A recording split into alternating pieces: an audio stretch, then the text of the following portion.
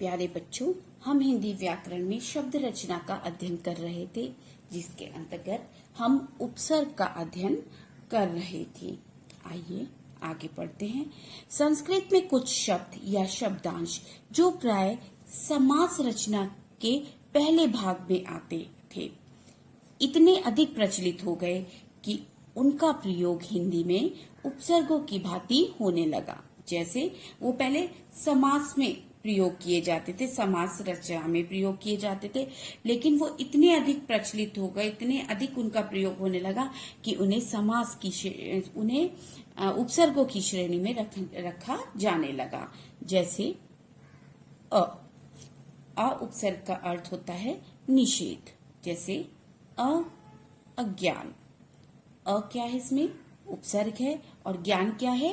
मूल शब्द। ठीक, उसी के अंतर्गत ये आते हैं अभाव, अहिंसा, असुंदर, अधर्म, अकाल, अनुचित, अनेक इत्यादि।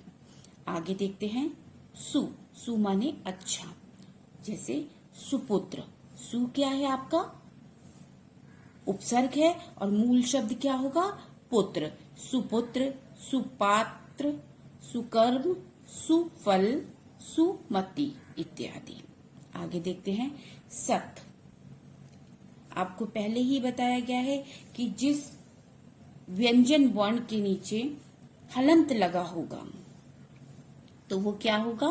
वो जब प्रयुक्त होगा, शब्द के साथ मिलेगा, तो वो आधा आएगा।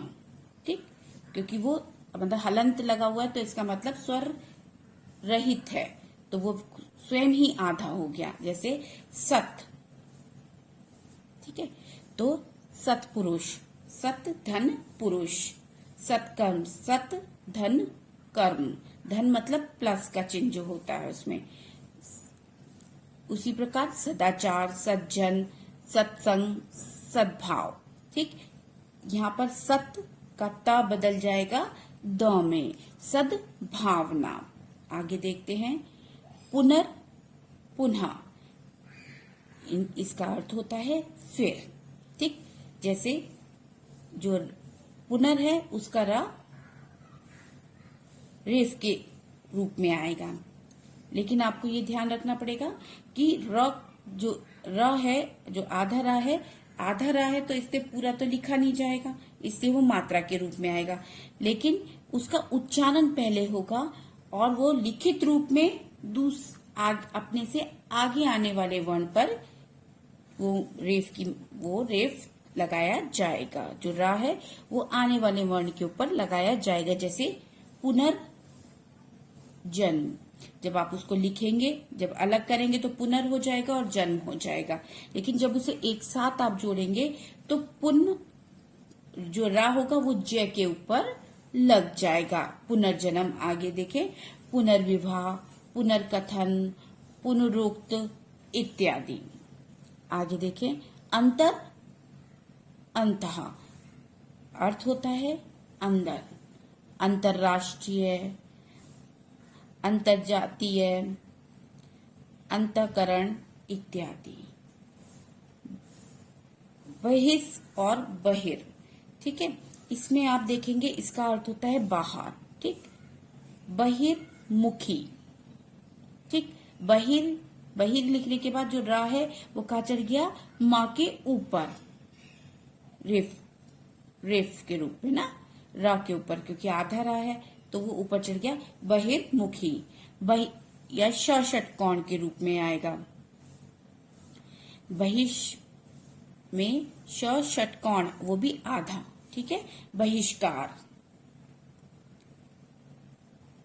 आगे देखते हैं, जैसे स्वयं, अर्थ होता है अपना, स्वयं सेवक, स्वयंवर, स्वयं चालित, स्वयं पाठी। आगे देखें चिर, बहुत देर, चिर का अर्थ है बहुत देर, तो चिर स्थाई, चिर उपसर्ग हो गया आपका, और स्थाई क्या हो गया? आपका मूल शब्द।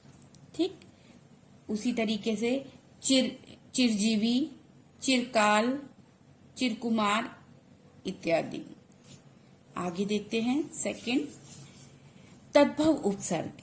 तद्भव उपसर्ग मूलतः संस्कृत के उपसर्गों से ही विकसित है।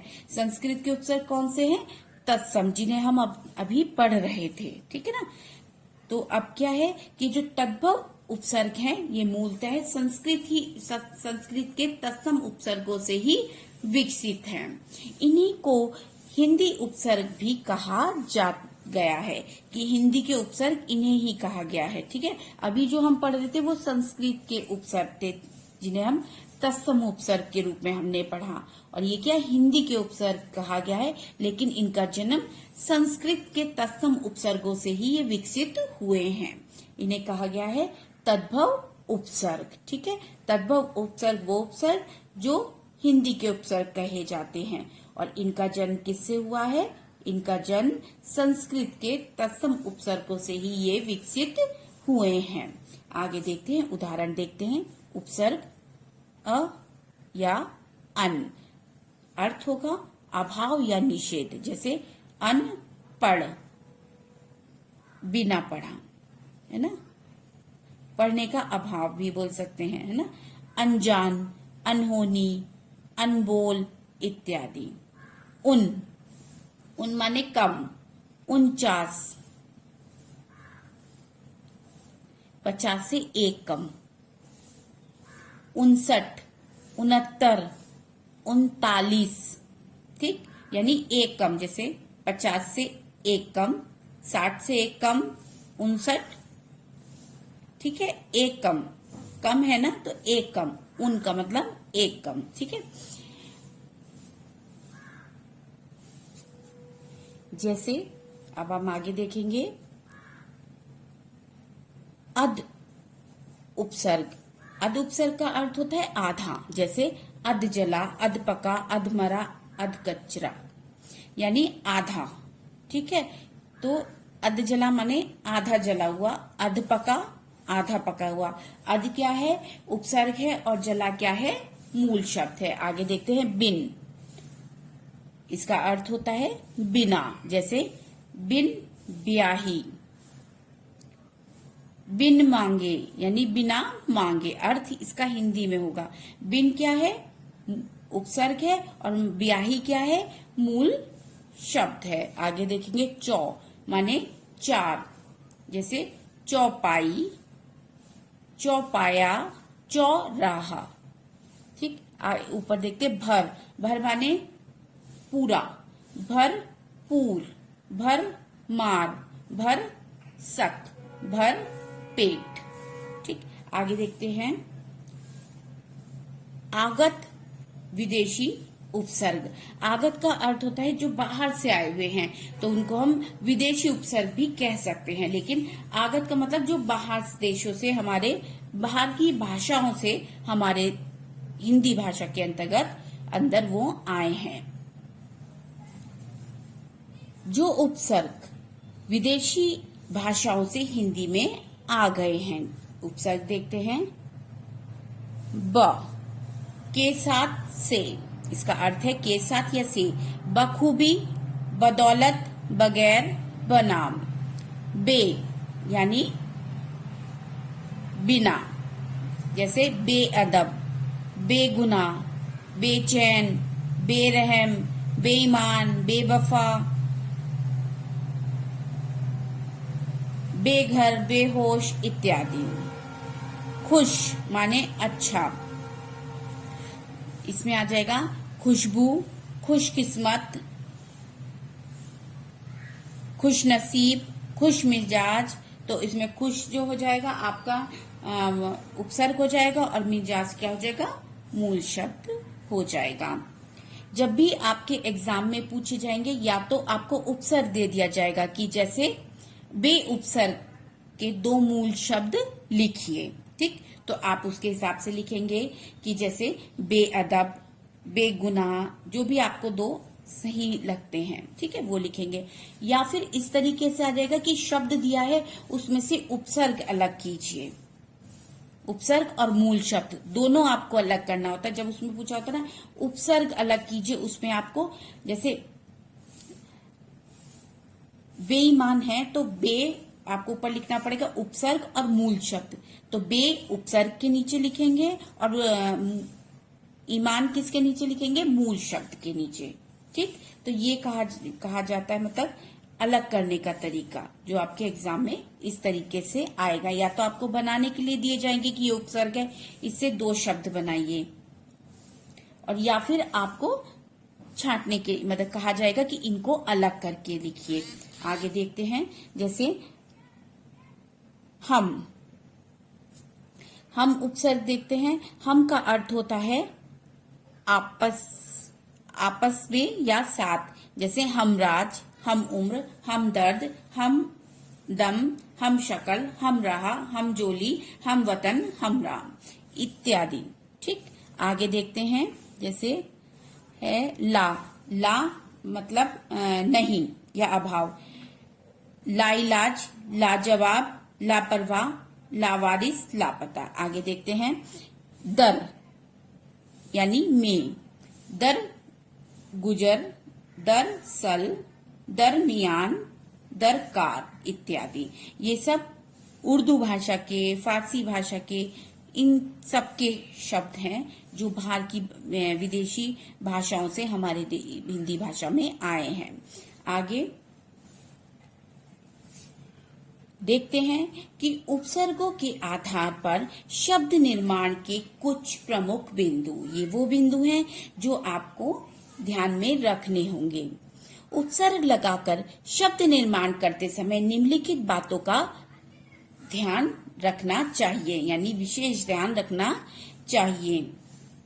प्राय जिस प्रकार का शब्द है उसी प्रकार का उपसर्ग उस शब्द के साथ लगता है, अर्थात तत्सम शब्द के साथ तत्सम उपसर्ग, तद्भव शब्द के साथ तद्भव उपसर्ग और विदेशी शब्द के साथ विदेशी उपसर्ग। जैसे एक उदाहरण इसमें दिया है, सु तत्सम शब्द है, यहाँ तत्सम शब्द ही लगेगा उसके साथ। जैसे पुत्र के साथ लगकर सुपुत्र शब्द बन जाएगा, लेकिन पर पूत जो है तद्भव शब्द है, तो अगर पूत के साथ सुपूत नहीं होगा, यानी सुपुत्र हो सकता है, सुपूत नहीं होगा। कभी कभी जब कुछ उपसर्ग भाषा में बहु प्रचलित हो जाते हैं या कभी कभी साहित्यकार नए नए प्रयोग करने लगते हैं, तब भिन्न स्रोतों के उपसर्ग भिन्न स्रोत के शब्द के साथ प्रयुक्त होने लगते हैं। मतलब जब वो बहुत अधिक प्रचलित होते हैं, साहित्यकार उनके साथ नए नए प्रयोग करते रहते हैं। जब वो अधिक प्रयोग हो जाते हैं तो कुछ इस तरीके से, जैसे बेजोड़, अथा इत्यादि, इस तरीके के शब्द बनते हैं। इस तरीके के उपसर्ग लगाकर शब्द बनाए जाते हैं। संस्कृत के निषेधवाची, यानी जो निषेध माने होता है किसी चीज का निषेध मतलब मनाही, नहीं के लिए, ठीक है। निषेध शब्द का अर्थ बताया मैंने आपको, ठीक है बेटा।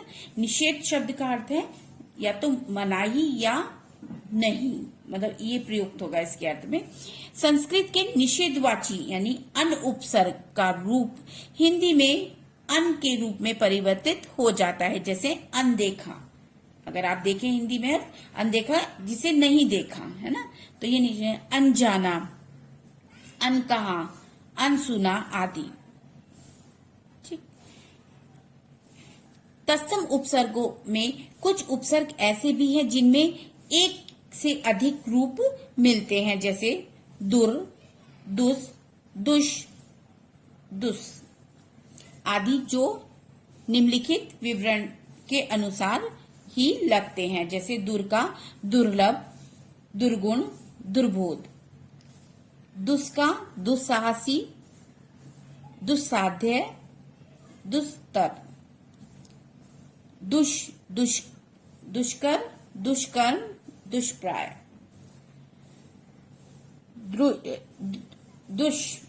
दुष्चरित्र इत्यादि। अब मैं आशा करती हूँ कि आपको ये अच्छे से समझ में आ गए होंगे। आप इसका अध्ययन कीजिए, इनको पढ़िए, तो आपको ये पूर्णतः समझ में आएंगे।